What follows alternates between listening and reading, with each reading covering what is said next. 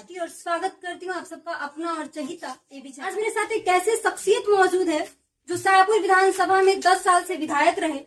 चुनाव में सक्रियता तो ऐसी है कि दिन की बात ही छोड़िए, रात भी कम पड़ जाए। राजनीति में क्या महारत हासिल है ये पूछना व्यर्थ है, क्योंकि वो तो इनके डीएनए में था। नाम है श्री राहुल तिवारी। स्वागत है सर आपका हमारे चैनल पर। धन्यवाद सर, इस साक्षात्कार की शुरुआत में आपकी जीवन यात्रा से करना चाहूंगी। अगर आप अपनी राजनीतिक यात्रा के बारे में कुछ बताया तो। मेरी कोई राजनीतिक यात्रा नहीं है। पिताजी राजनीतिक थे और दादाजी भी राजनीति के चलते जो है हम शाहपुर विधानसभा क्षेत्र में आते जाते थे। चुनाव में कोई फंक्शन शाहपुर क्षेत्र से मेरा ताल्लुकात बना हुआ है। तो क्या राजनीति विरासत में मिली है? बिल्कुल। तो ये आपके विपक्षों का कहना है कि आप सबकी पार्टी परिवारवाद भी बहुत ज्यादा करती है, इस पे आप क्या बोलना चाहते हैं? परिवारवाद तो मेरे समझ से बहुत अच्छा है। अच्छा, परिवारवाद इसलिए अच्छा है कि परिवार का लेगेसी जो है हम लोग मेंटेन करें, और परिवार वाले भी जीत के जाएंगे तो वही काम करेंगे। बिना जिनका बैकग्राउंड राजनीतिक नहीं है तो लोग होके नहीं जाते हैं, टिकट ठीक मिल जाता है।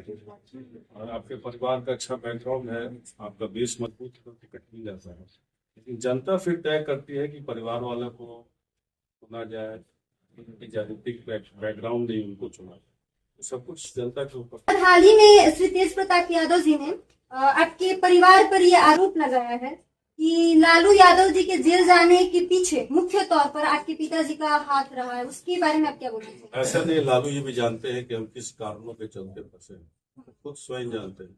और रहा जो इल्जाम लगता है, तो मतलब उन पर जो इल्जाम लगा है वो सही है? लालू यादव जी पर नहीं, लालू जी तिवारी जी के बीच में बात कर, सही गलत की बात पे हम नहीं जा रहे हैं। और वकालतनामा पे साइन करना था, इसमें नीतीश कुमार जी को साइन करना था, माननीय मुख्यमंत्री। अंत में नीतीश कुमार जी साइन करने से हट गए।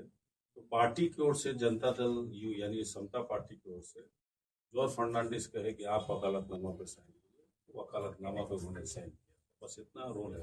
अच्छा सर, आप 10 साल से शाहपुर विधानसभा क्षेत्र में विधायक हैं, तो आप कुछ मुद्दों के बारे में बताइए कि जिसके आधार पर जनता आपको वोट दे और क्यों दे, आपको ही वोट क्यों दे, इसके बारे में भी आप थोड़ा जनता हमको इसलिए वोट दे कि हमने काफी काम किया है। आपको क्या क्या मुद्दा बताइए। क्या पूरे शाहपुर विधानसभा क्षेत्र की सभी सड़कों का मरम्मत, और जो बचा हुआ उसका टेंडर हो चुका है, काम उसका आगे लगा। जितनी भी सड़क डिपार्टमेंट, तो फिर जहाँ पुल पुलिया की जरूरत है वहाँ पुल पुलिया की जरूरत है।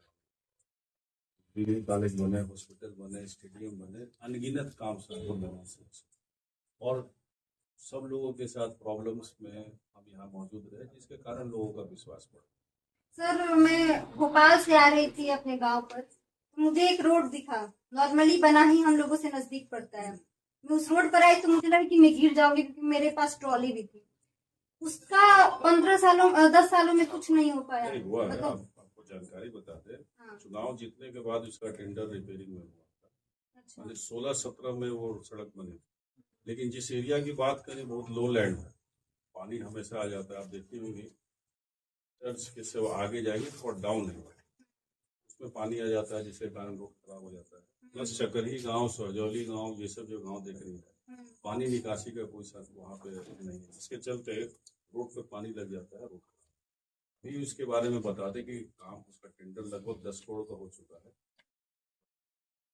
टेक्नोलॉजी से काम कब तक बन जाएगा? काम लगा हुआ है, जो पैच गड्ढा था सबको भर दिया गया है। हमको लगता है कि 10 दिन 15 दिन जो भी लगे, छठ के बाद से काम लग जाए। सर, आप घूम भी रहे हैं हर जगह, आपको क्या लगा कि जातिवाद इस चुनाव में कितना मैटर करता है?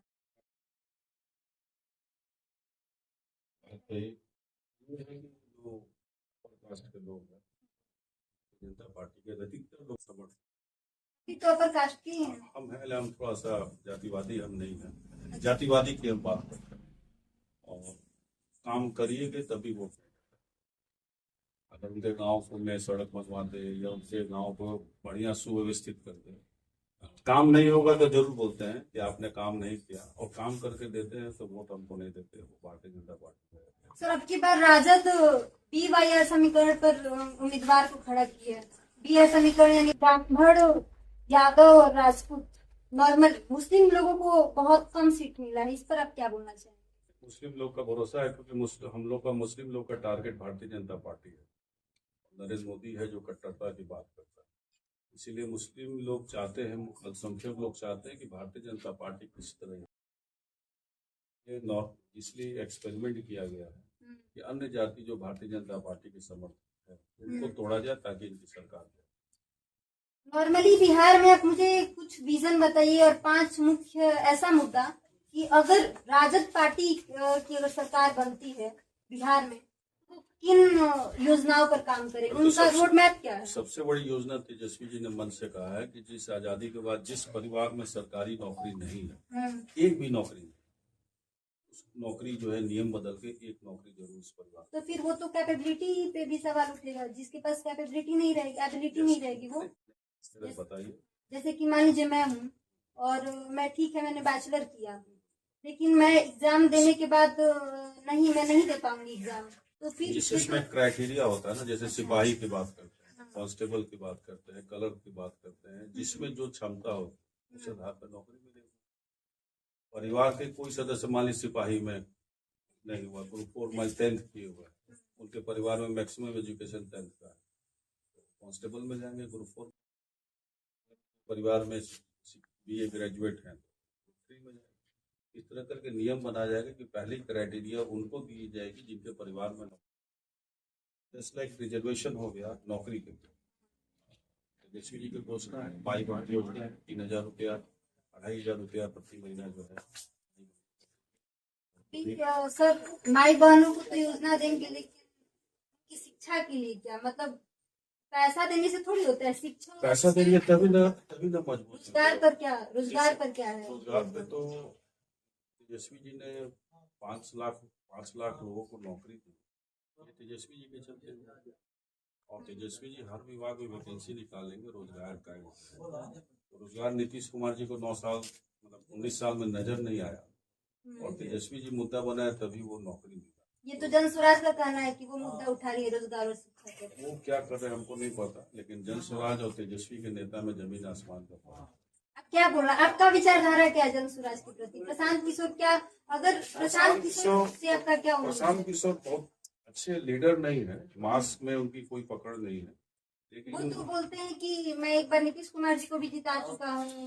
नहीं, जिताने को हमको पता चल जाएगा कि ये पार्टी जीतने वाली है तो उसके साथ हो जाएंगे। हाँ, प्रशांत किशोर जी का ये चीज है कि कुछ बातें जो करप्शन के बारे में जनता के बीच में रखे हैं कि इतने पैसे कमाए, वो उनका काम हमको इस मुद्दे पे अच्छा लगा कि जो झूठा जैसे एफिडेविट 50 CM किए हुए, जैसे अशोक चौधरी का आपको पता है, कई सारे इस मामले में उनको हम मानते हैं कि इस मामले में रुके जाए। सनातन विचारधारा से आपका क्या मानना है? नॉर्मली विवाद सनातन विचारधारा पर ही हो रही है, चाहे वो बीजेपी हो। सनातन विचारधारा आपके अकॉर्डिंग क्या है? बीजेपी उस पर भी काम करती है, हमको तो नहीं समझ में आता है सनातन क्या है आपके अकॉर्डिंग? अब हमको नहीं समझ में आता है। बात ही भारतीय जनता पार्टी को लोग ज्यादा समझते होंगे, क्योंकि हम इस सब चीजों पे नहीं पढ़ते हैं। गांव में जनरली जहाँ पंडित व्यवस्था जो मान के चलिए, तो हम लोग सनातन व्यवस्था कर सकते हैं। मतलब जो मूर्ति पूजा पे हम नहीं जा रहे हैं, जो राम की पूजा कर रहे हैं वो सनातन हम नहीं मान रहे। अच्छा, जो सनातन जो पूर्वज से चला रहा है, जो क्या कहेंगे, जो परंपरा, तो भारत में जो परंपरा चला रहा है वही सनातन, हम उसको मानते हैं। जैसे आप मान लीजिए शादी विवाह का आप देखेंगे जो प्रोसेस है, तो वो अपना गीत है और बहुत सारे चीज जो प्रकृति से रिलेटेड जुड़ा हुआ है। बिल्कुल ये चीज को हम मानते हैं। और भारतीय जनता पार्टी सनातन का मतलब तलवार उठाना, वो ठीक से वो समझ में नहीं पाया है कि सनातन का मतलब। बीजेपी का तो ये भी कहना है कि लालू यादव जी के राज में भी तलवार उठते थे, लोग कलम की जगह तलवार थमा देते थे। ऐसा तो बात नहीं है। लालू जी के समय में एक बड़ा क्रांति आया है पूरे में पढ़ते थे कि मत जो वोट दिया जाता है, वो वोट लालू जी के पहले जो बैकवर्ड कम्युनिटीज है वो नहीं थे। फायदा, जिसका फायदा जनरल क्लास के लोग को पहले जो सिस्टम था, तो लालू जी ने उसको पलट दिया। जो बैकवर्ड कम्युनिटीज में इतना ताकतवर नेता हो रहे, सारे लोग मत का प्रयोग कर रहे थे। उससे क्या हुआ कि ताकत जो है बनने लगे, विधायक बनने लगे, लालू का सबसे मिनिस्टर बने, तो बहुत सारा काम। लालू जी के समय में एक सबसे बड़ा क्रांति है। बिहार में अब 5 मुख्य ऐसे मुद्दे बताइए जो नहीं है, मतलब जिसे डेवलप करने की, विकास करने की आवश्यकता है और जो एनडीए सरकार नहीं कर पाई, इस वजह से आप सबसे चीज बेरोजगारी है। सबसे पाँच बेरोजगारी सबसे बड़ा मुद्दा है। महंगाई भी बहुत बड़ा मुद्दा है। यहाँ पे स्वास्थ्य बहुत बड़ा मुद्दा है। और टेक्निकल पढ़ाई जो फैक्ट्री यहाँ पे रोजगार में टेक्निकल पढ़ाई नहीं। पर्यावरण प्रदूषण भी एक बहुत बड़ा रीजन। इस पे तो कोई सोच ही नहीं रहा। सर अभी आप घूम रहे हैं, आपको माहौल देखकर क्या लग रहा है? क्योंकि बीजेपी के उम्मीदवार से राकेश ओझा और जन स्वराज के पार्टी से पद्मा ओझा लड़ाई में है। आपकी लड़ाई सबसे ज्यादा किससे है? तो कोई लड़ाई नहीं, मतलब आप कहते हैं, आपको लग रहा है कि आप जीत जाएंगे? हमको तो ऐसा लग रहा है कि अब तो भारतीय जनता पार्टी को लोग वोट भी नहीं देना चाहे, बेकारी वोट देना है, जीतेंगे भी नहीं। और उनके सारे लोग भाग गए। अब समझ ही भी नहीं आ रहा कैसे लड़ रहे हैं वो चुनाव। राकेश ओझा जी का ये भी कहना है कि उनके पिताश्री की मृत्यु में आपके परिवार का भी हाथ है। उनके पिता कौन थे आपको इतना चाहिए? दुर्दान अपराधी है। तो मतलब उत्तर प्रदेश में मारा जा रहा है, इनकाउंटर किसको किया जा रहा है? वहाँ लोग ताली बजा रहे हैं, है कि नहीं? दुर्दान अपराधी है, कई लोगों को हत्या किए थे। और उनकी हत्या क्यों हुई, सब लोग आपराधिक नहीं, मतलब ठीक है, ये तो विशेश्वर ओझा क्या थे, उनका बैकग्राउंड क्या था, वो तो एक अलग बात है। उनका मेन मुद्दा ये है कि आपके परिवार का हाथ था। मेरे परिवार का हाथ कैसे था? तो हम यहाँ क्यों बैठे होते? सरकार उनकी है और वो मेरा हाथ है तो जलना चाहिए सबको। युवाओं के लिए आपका क्या संदेश है? क्योंकि अभी जो जेनजी है उनको बदलाव चाहिए, वो पहले बिहार को नहीं देखना चाहते हैं।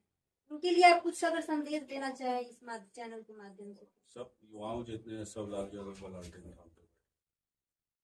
भीड़ आप देख रही हैं, लालू यादव को बहुत चाहते हैं, इतना चाहते हैं कि मर मिटने के लिए तैयार। इतनी भीड़ है, वो 18 साल से 22 साल से बीच में हम जो जो जो इतने एग्रेसिव भीड़ अभी तक हमको शाहपुर विधानसभा से पहले वाला लालू यादव चाहते हैं उनकी सरकार।